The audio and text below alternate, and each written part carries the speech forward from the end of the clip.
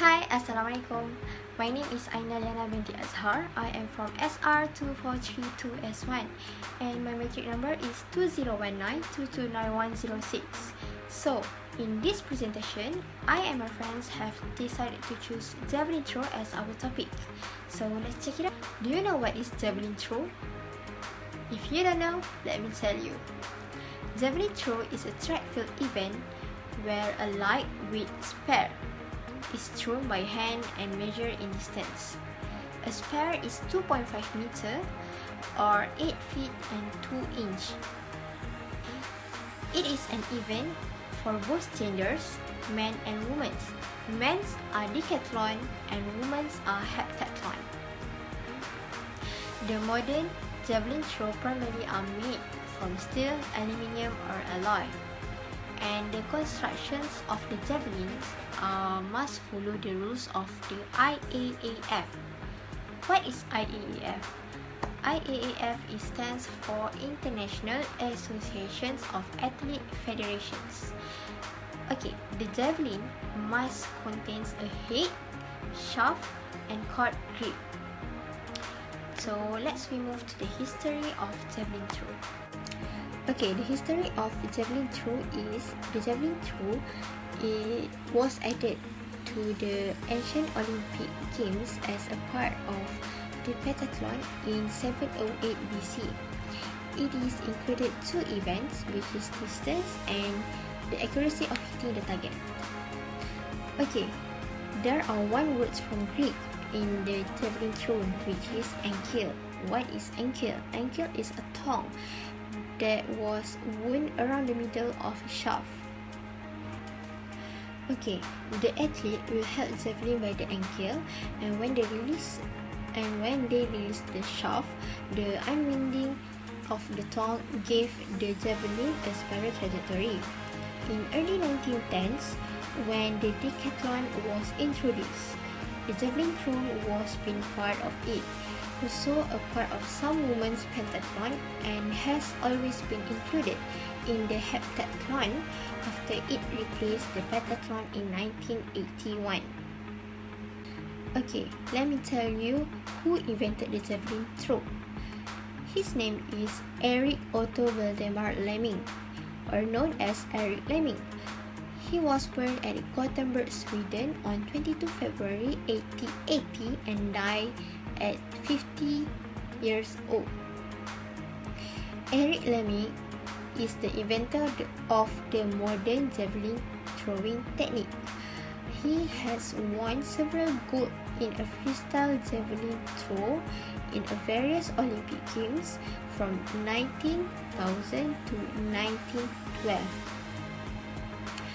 Erik Lemming has set the first official record at 49.32 meter and dominated the development in the early years.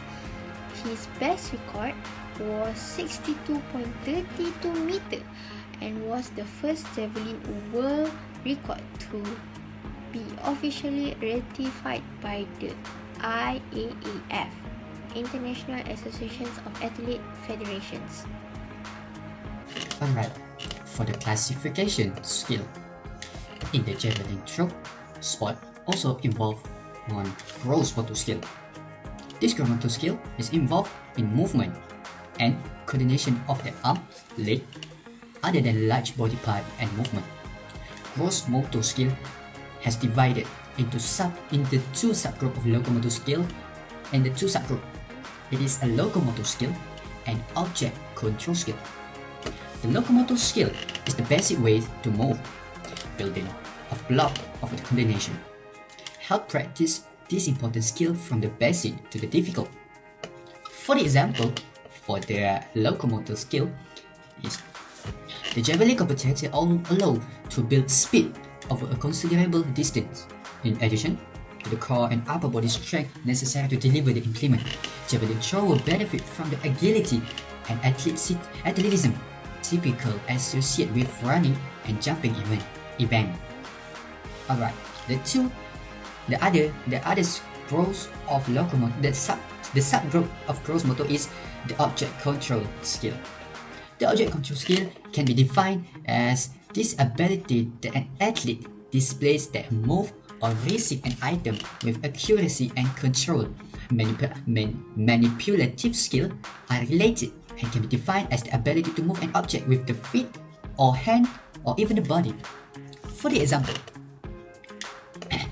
this keeping up your seat on the target area from your left leg and push off with your other leg. Transfer your weight forward and thrust your throwing arm up forward. Let loose the javelin when your hand is ahead of the front foot and its apex. Follow throw completely, and this javelin will throw until the field. I will explain the rule of the javelin throw. Knowledgeable of throwing technique will help you emerge as a winner in a competition.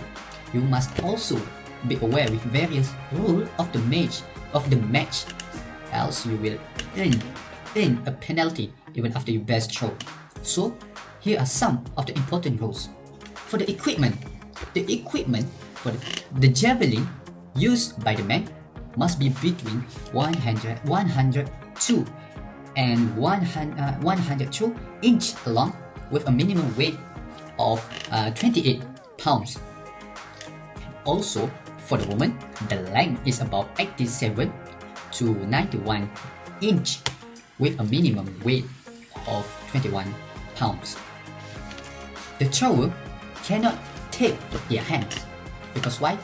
Unless they are injured and they are allowed to use chalk to get a better grip.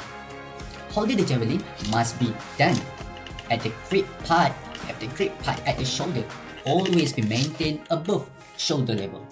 For valid throw, the javelin must lie before the specific zone and its tip should hit the ground. And for the field also, this is from the slide.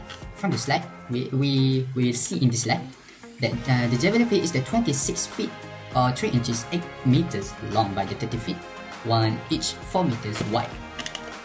Throw have a 36.7 meter, 40 yards, minimum of 40 yards, marked with the parallel line to move in before they reach the edge of the line. Before they want to throw the javelin, they must have to run. They must have stop before the throw line. This is a special marking line on the runway within which the athlete needs to throw once the competition. And then the last thing, once the competition is started, the field cannot be practiced. Otherwise, means by that the athletes cannot use the perimeters for practice purpose. Alright. So the third is the throwing order. The throwing order, when the competitor with more than 8 throwers, each thrower get 3 trials. When they get 3 trials, they can get each 6 throws. Right. The time is increased to 1 minute if there are 2 or 3 numbers of competitors. In case only one competitor is left, time is increased to 2 minutes. The number of throws allowed per athlete is same as that of the discus throw. The fourth is current. The javelin does not have to land with the point in the ground, but it has to land with the pointed tip facing the forward. This is javelin, the example for the javelin, and this is the length. The javelin must pointed tip facing the forward like this. Yes, the javelin also has the leap to noticeable mark in the ground within the boundaries of the throwing field like this. When the javelin was to throw, and the javelin must have mark at the length like that. And then the athlete should not leave when after the competitor throw the javelin. The competitor should not leave the ground until the javelin lands to the ground. The athlete should not leave the ground until the javelin lands on the ground.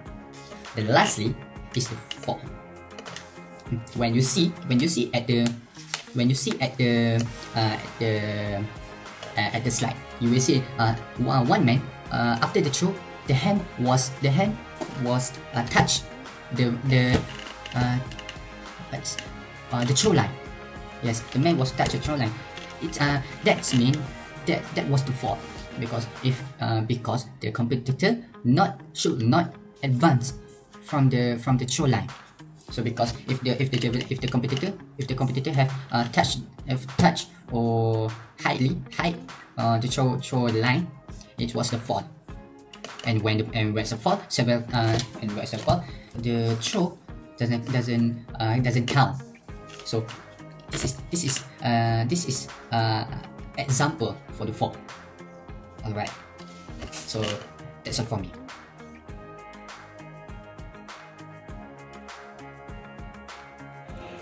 Okay, Assalamualaikum.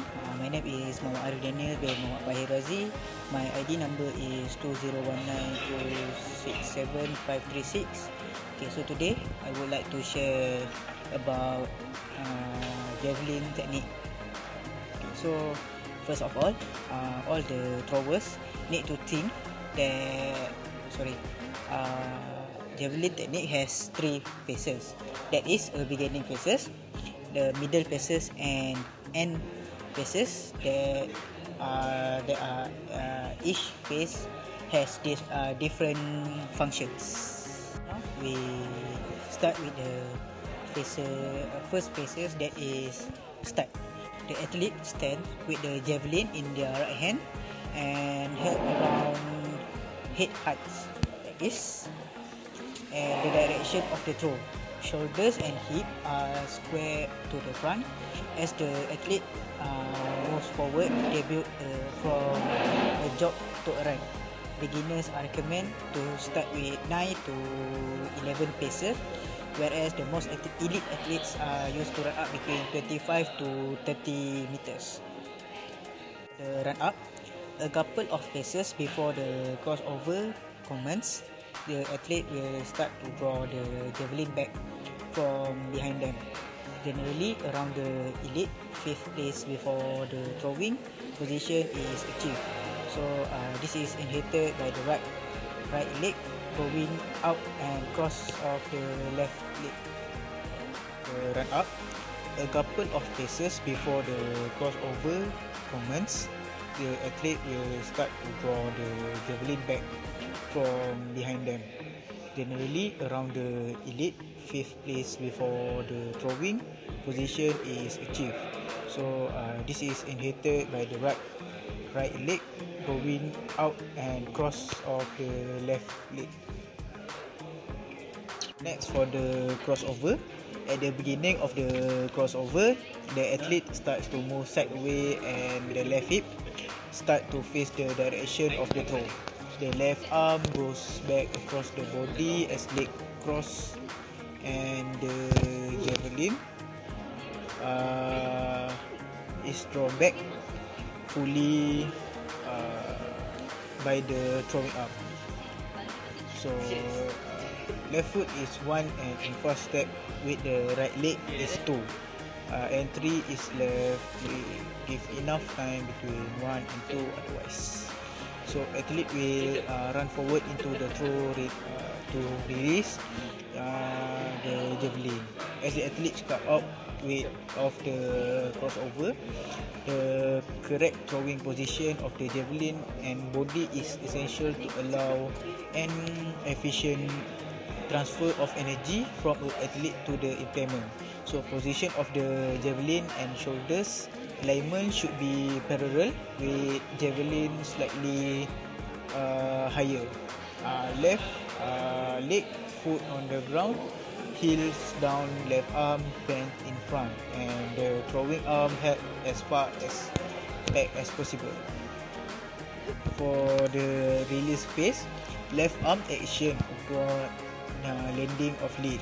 Leg is pulled to the left hand, first to the left shoulder as it perform a single arm curl. So don't be too aggressive as this can cause over rotation. So when over rotation occur, so that the athlete may injure themselves. So next is right arm action is to bump the javelin through the point of the throw to allow the efficient transfer of energy. Visualization of right arm and shoulder pronation. Body resembles a bow and left leg pointing towards the inferior. Right leg back then rotate to the hip, and then feeling and the feeling is like to trying to smack a wall with a hammer.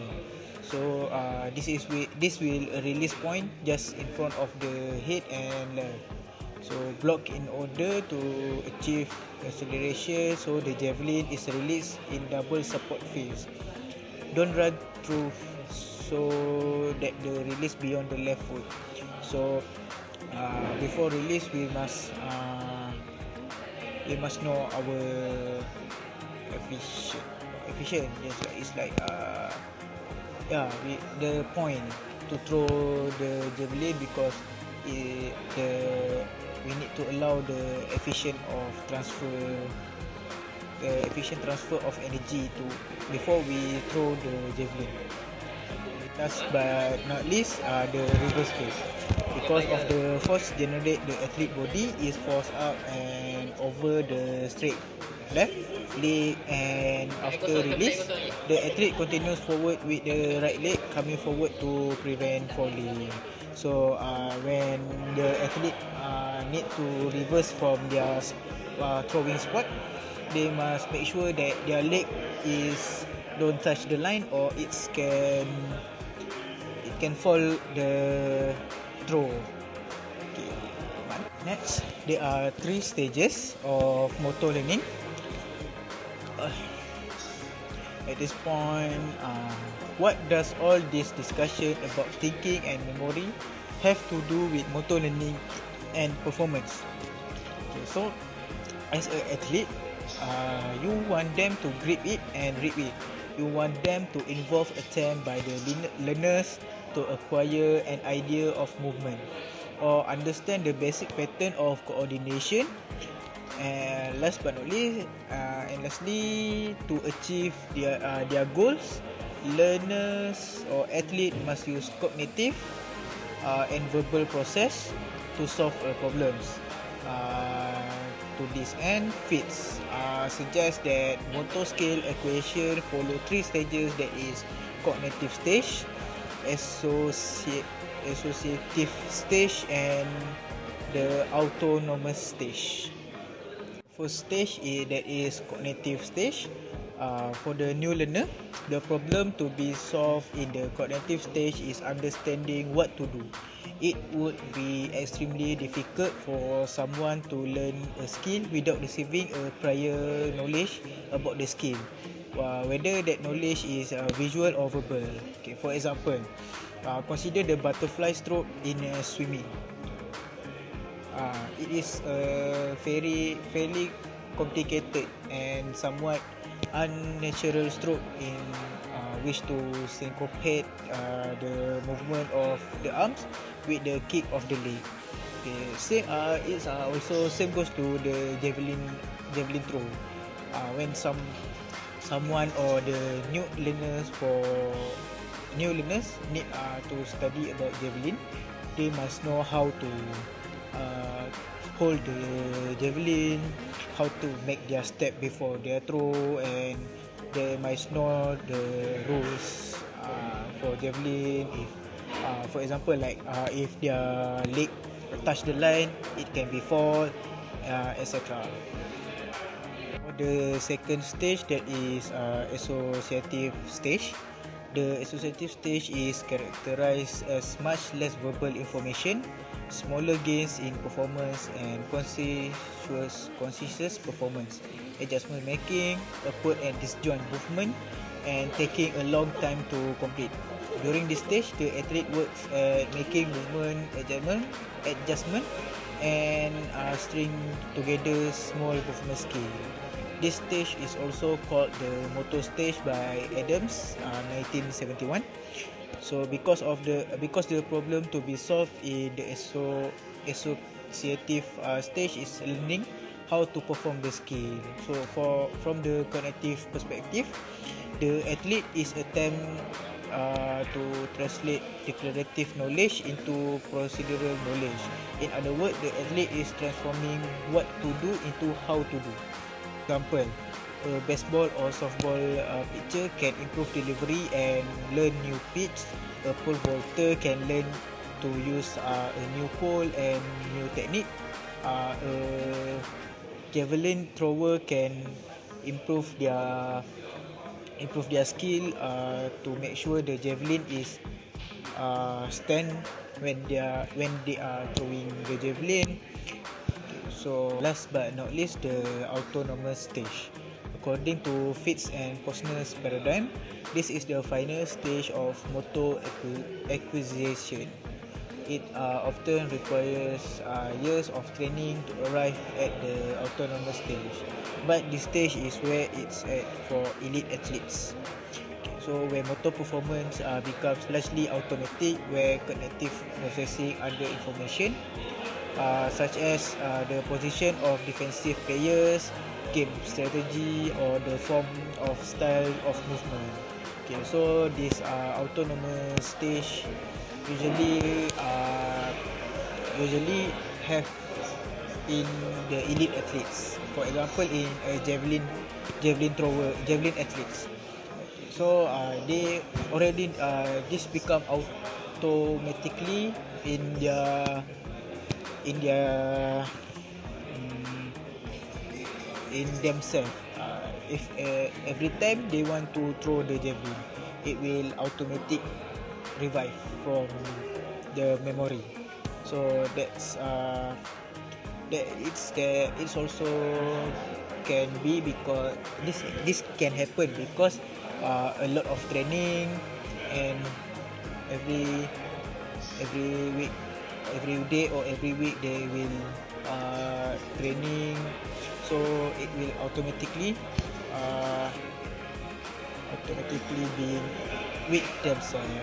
Okay, so that's all from me. Thank you. Hi, my name is Muhammad Hasif Hilmi, and today I'm going to be presenting about the 10,000 hour or 10-year period of practice. So basically, this was first proposed by Erickson et al. In 2003. They stated that to be an expert in a type of sports or in a type of field, that whether doesn't care what you are in, an individual needs at least 10,000 hours or 10 years of practice to be an expert.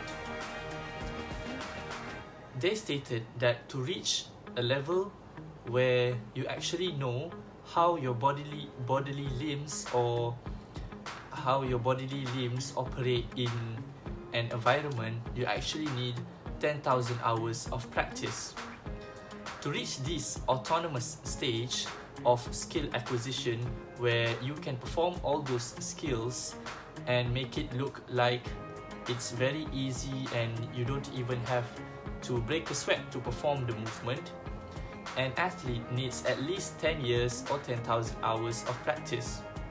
Therefore, with years of practice, a novice athlete will become an expert along with the experiences that he or she has been undergone throughout the years of training. The progress from just picking up the skill and an associative autonomous phase towards a cognitive level which will be on par with an expert performance. So together with the game experience, the competition experience, losing, winning, and also years of practice, he or she will start to improve on the skill acquisition of the sport itself. So next is on the athlete himself. So in the world of throwers, there is one athlete that outshines almost everyone, and his name is Jan Zelezny. Jan Zelezny is a Czech Republican athlete. He is a retired, successful javelin thrower. His career spans an impressive 3 decades, and for that time he dominated his event, which is the javelin throw, and he is still the world record holder for his event, in which he threw 98.48 meters. He was born on June 1966. His parents were both athletes and both were javelin throwers. But he did not pick up the sport as soon as he went to school. First, he played hockey and handball. It was only in 1983 when he took up javelin at the age of 17 years old. And on that same year, he represented his country in the junior championship in the IAAF junior championship, World Junior Championship on that same year. And incredibly, he placed 6th in that event. Jan Selesny has collected over 3 Olympic gold medals, 3 World Championship golds, and 6 world records, in which he broke one after another. He even threw the distance of more than 90 meters, more than 50 times, which is very impressive. If you are a javelin thrower or a thrower, to reach a distance of 90 meters is incredibly hard. The amount of practice and the amount of dedication that you need in the training takes years of hard work and relentless pursuit of perfecting and implementing the correct technique to throw, and not forgetting the injuries that will occur. This is an unparalleled achievement that has been done by Jan Selesny. Jan's technique of throwing was passed down from his father, and he trained up to 5 hours a day, honing his technique in throwing. His first Olympics was in 1988, so take note. He was born in 1966. His first event was his first javelin event was in 1983. So basically, he trained for almost 5 years up to his first Olympics. He won second in that Olympics, which was in Seoul.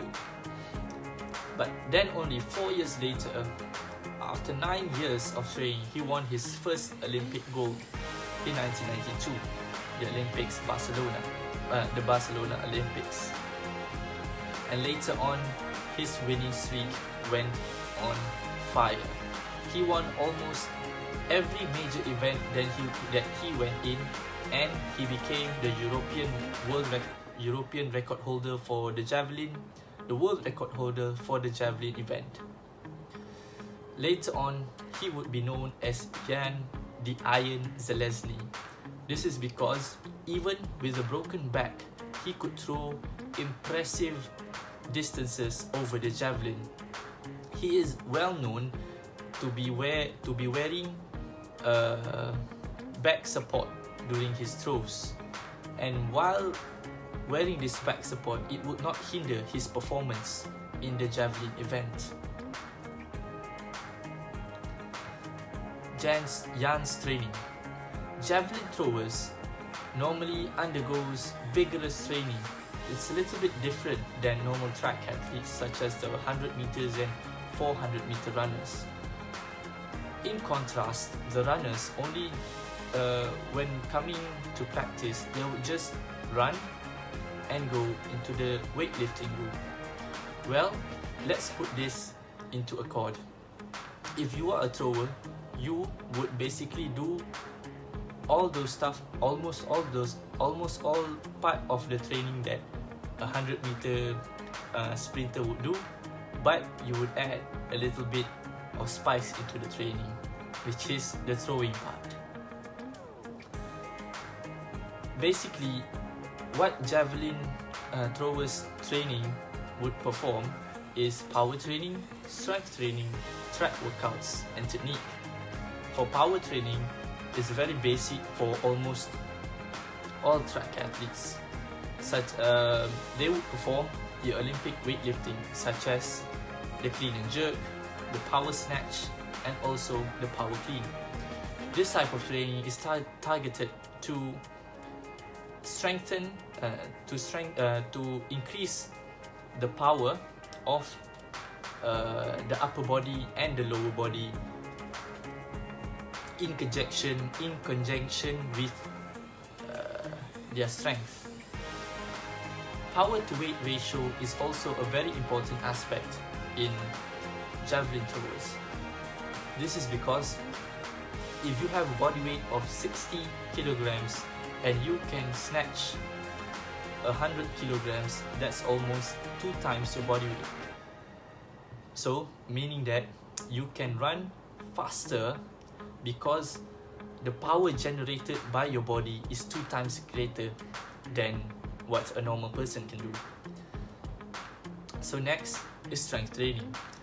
Javelin throwers would normally do traditional strength training that focuses more on the upper limb and rotator cuff muscles. Rotator cuff muscles such as the supraspinatus, infraspinatus, teres minor, and subscapularis are very easily injured if they are not taken care of responsibly. That's why strength training of the rotator cuff muscles is also very important. Traditional strength training such as going to the gym, lifting weights is also normally used in accordance with power training. Next is track workouts. Track workouts such as 30-meter all-out sprints, block starts, and also sled pulls is also very important in creating the velocity in the runway part, in the runway phase of the javelin throw.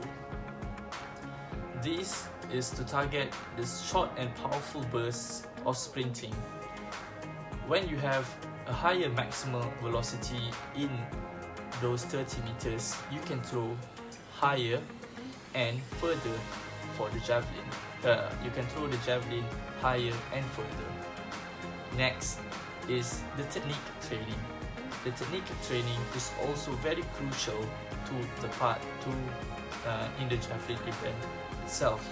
Even though if you have good power, good upper limb power and strength, but without proper technique, you cannot propel the javelin forward.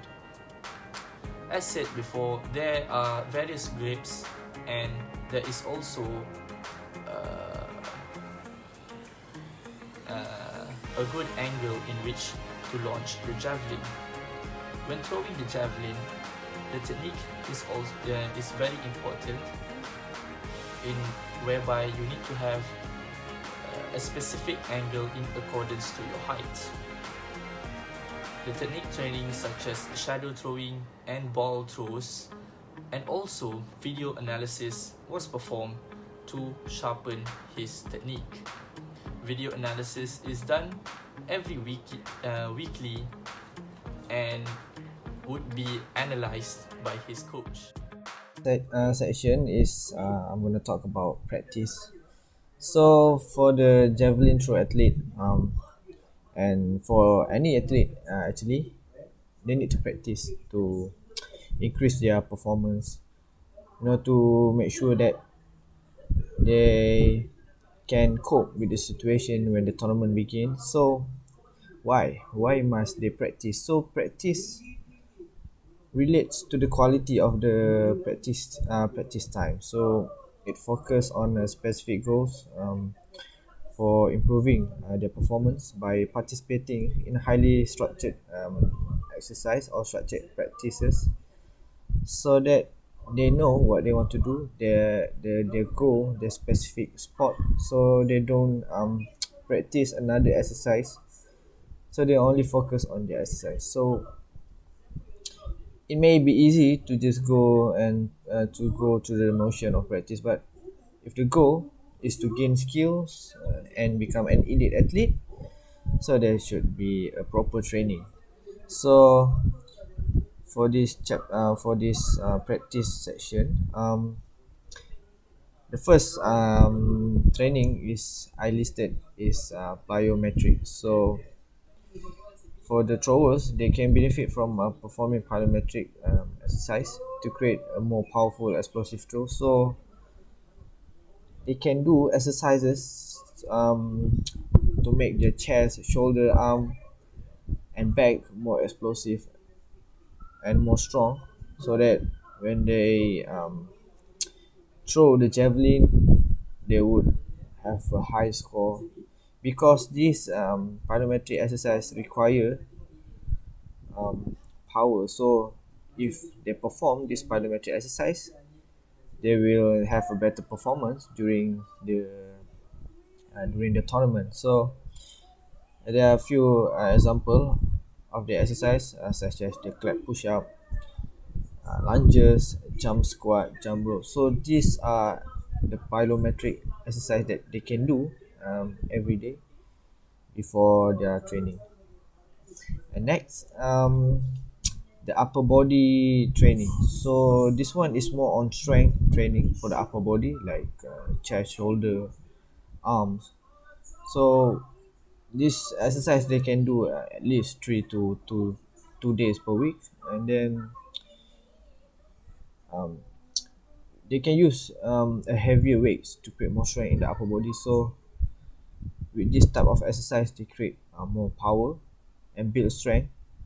So they would allow to the athlete to throw further. So exercise like bench press, like the bend over row, dumbbell exercise, lateral pull, and there are so many upper body exercises that they can do.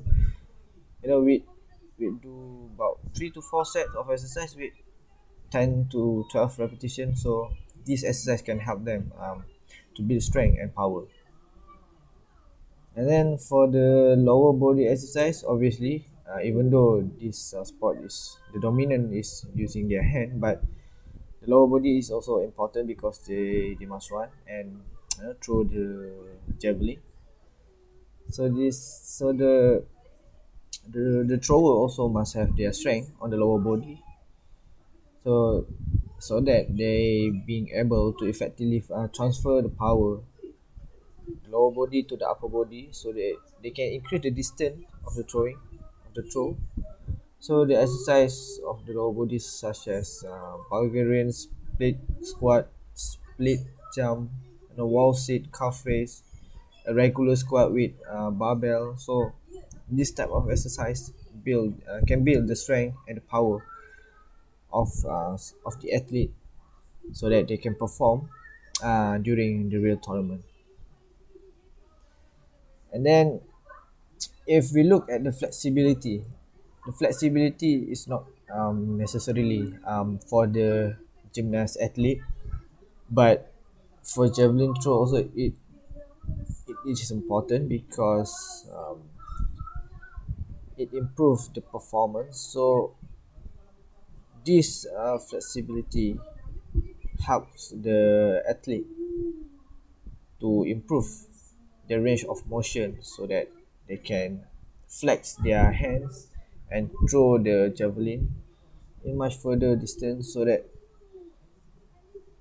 they can have a better score. So there are many flexibility exercises, such as glute stretch, hip opener, hamstring stretch, side bend. So this is basically like a stretching, but this exercise will prevent them from injury, and this act as like a warm-up session for them. Okay, now I will explain about the strategies method that can be used by coaches in facilitating the athlete during training program. The first one is demonstration. Demonstrations provide visual pathway of kinesthetic learning for the athlete, which translates into the proper execution of a skill or technique. There is an art to demonstrate, one that coach must strive to enhance. Efficient demonstrations help the athlete to pick up essential movement signs that in verbal conversation might be overlooked or omitted. In the imagination process, brain activity starts, which means that the mental association are already taking place before the athlete tries the step, skill or technique. Coaches should take time when providing demonstration to encourage the athlete to first imagine each part individually, then comprehensively at full pace. To maximize the translation of the ability to practice and competition, coaches should strive to integrate game-like scenario as much as possible. Demonstration is not restricted to personal training. Taking advantage of video analysis showing athletes practicing the skill increase the understanding of the athlete's movement of the skill. With mobile technology, coaches may use videos to explain to the athlete how their performance of the skill correspond to the desired outcome. Seeing themselves performing the skill or technique helps athletes strengthen visual pathway and use mobile technology. Next one is instruction.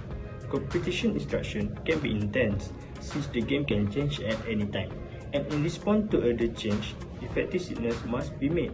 A coach's wrong signal or the athlete's wrong interpretation may lead to a negative outcome. Coaches should practice various methods of delivering instruction and signals. For example, before the execution of motor skill, verbal instruction should be given and provide details. However, verbal signals are one or two words in the length are responsible for leading the athlete to a particular mentality that has been formed in practice. Don't slip into the pit of instructional statements and overemphasizing signals. And the last one is feedback. By providing feedback to an athlete as they practice, we are able to tap into their competitive nature and cause acute performance changes that cause significant adaptation improvements over time. Such a simple concept is often ignored, but it has been shown to be extremely efficient for the strength and power production. Improving the standard of preparation for athletes can be achieved in a number of ways, but by offering visual or verbal feedback, the simplest and most rewarding approach seems to be to boost their motivation and competitiveness. An easy solution that can accomplish this is by providing frequent feedback on their speed or power output. Research indicates that this works in the population of professional and non-professional, adults and young people, males and also females.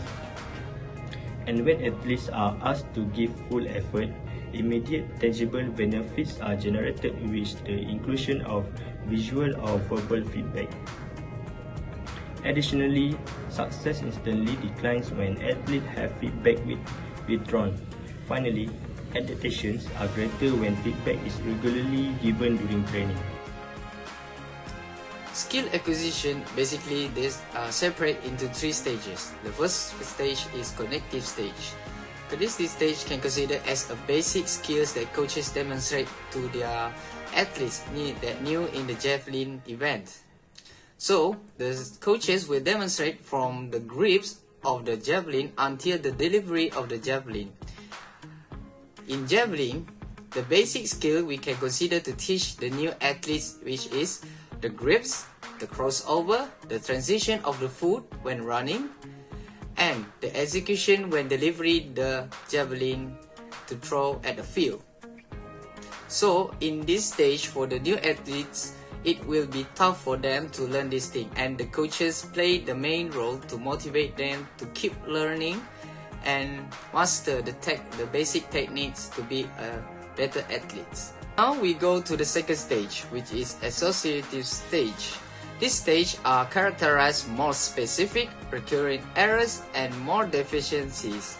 Athletes will piece together the skills that learn on cognitive stage, and they attempt to refine a broader movement patterns.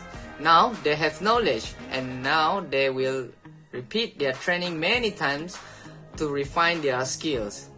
They are often offer a feedback to their coaches and detect what are the flaws in their execution of javelin. They will ask where is the flaw and will tell their coaches to tell them what to do to repair their flaw in the execution, such as the transition of the foot while they are running and the technique of the drawback, which is the make the technique are not smooth, and the technique are false, which is they do it wrongly and they cannot throw the javelin at the maximum effort. So the coach now has the responsibility to design a practice how to make their skills are more completely and flawless, and this will fix their deficiencies and error they make when they want to execute the javelin. The third stage is autonomous stage. In this stage, we often characterize the athlete have high ability and efficiency. The athlete also has a high power level and the speed without any technical error. We usually put an elite athletes and a professional athletes in this category. In this category also, the coaches doesn't worry their ability and their technical ability in this stage because they are more concerned about the athletes' food consumed every day and their motivational levels, which in every competition this stage of athletes, they doesn't concern about their technical or their ability. They are more concerned about their arousal surrounding, which is their need, a high motivation and a good food supplement to keep their fit in the competition day. So the coaches are often deploy a specialist such as a food nutritionist and a sports psychologist to keep their athletes maintain the fitness level and their motivational levels at the high stage to keep their athletes in positive ways and they can compete in the tournament positively.